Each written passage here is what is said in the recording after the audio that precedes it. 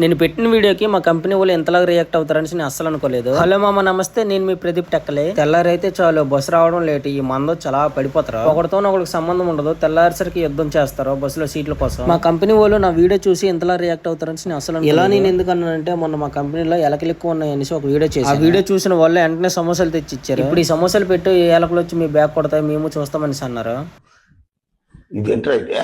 వాళ్ళు చెప్పినట్లు చేసిన ఆ ఎలకలు వచ్చి ఇంకా బ్యాగ్ ను బొక్కలు పెట్టి వెళ్ళాయి.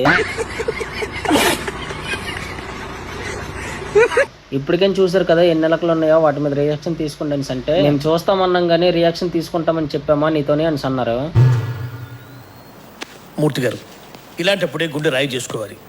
ఏం చేస్తారు? బ్యాగ్ పోయిందన్న బాధతో పీజీకి వచ్చేసరికి మెస్లో అయితే అగ్రెస్ పెట్టారనమాట. ఎవరు ఎన్ని చెప్పినా వినకుండా నేను ప్లేట్ నింపుగా ఎగ్ రైస్ తోడుకున్నాను. నా బ్యాగ్ బొక్కలు పడ్డాయని తెలుసుకున్న ఆంటీ గారు ఎగ్ రైస్ లెక్కి 2 ఎక్స్ట్రా ఉల్లిపాయలు అయితే వేసారనమాట. నాకు ఎక్కడ బాధ వేసిందంటే, మా ఆంటీ గారు చూపించిన కనికరం కూడా మా కంపెనీ వాళ్ళు చూపించలేదు. అక్కడ నాకు చాలా బాధ. సరేలే, ఎవరేటి చూపెడితే మనకేటి, చూపించకపోతే మనకేటి అనేసి మెస్ లో పెట్టిన ఎగ్ రైస్ అయితే తినేసాను. సరే అయితే నెక్స్ట్ వీడియోలో ఇంకొక కొత్త బాధతో వస్తాను. బాయ్.